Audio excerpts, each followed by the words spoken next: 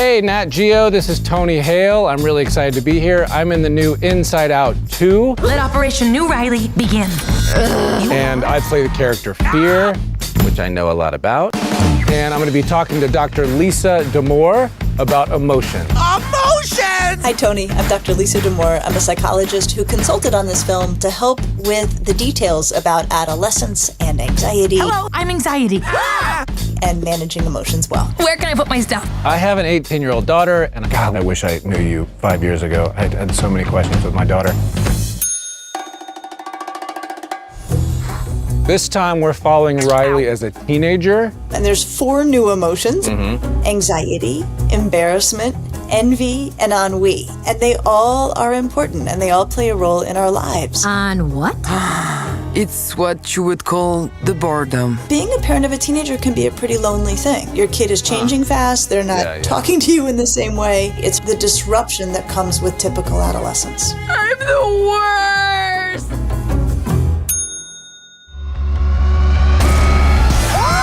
With the transition into adolescence, there's the ability to view oneself from the outside. From another person's vantage point. And so then suddenly we get these self-conscious emotions. What's your name, big fella? That's embarrassment.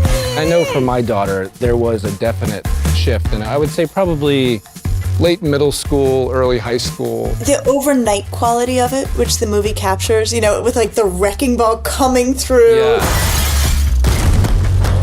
It's demo day! It is very destabilizing for the teenager. Yeah. Very weird for the parents. Yeah. So in adolescence, and Riley's right spot on with this, the brain is remodeling. And it's becoming faster and more powerful and more efficient.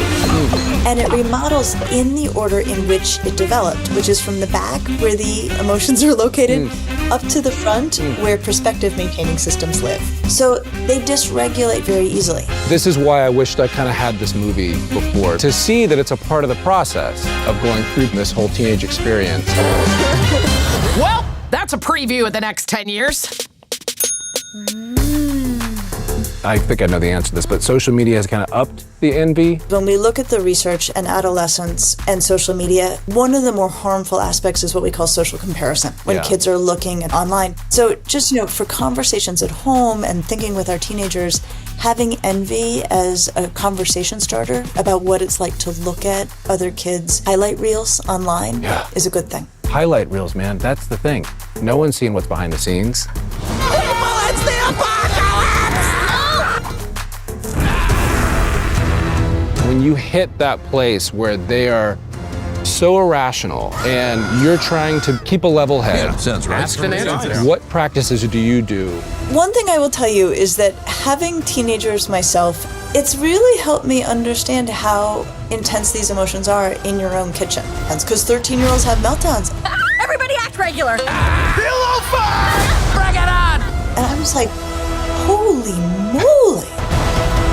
Hey, what are you doing? All right, she's all set. Set with what? She requires more sophisticated emotions than all of you. Now, the good thing is, if you don't overreact, they usually can calm down on their own. But the thing is, like, oh man, when I'm so charged, or my wife is so charged, it's so hard to regulate your thoughts in that moment. You know. I think that it's hard to prepare parents for that. And I will say, we need this message more than ever right now. Because we're sort of in this place right now in the culture where all negative emotions are treated as though they're pathological, which they are not. Right? And so it's so good to have this, you know, this cast of characters that are just the factory setting. This is how we're built. Wow. This is so fun. Thank you for being here. It's a pleasure to get to talk to you. So I hope you'll watch Inside Out 2. It's now streaming on Disney+. Seriously, hold me! Fear? You have a parrot?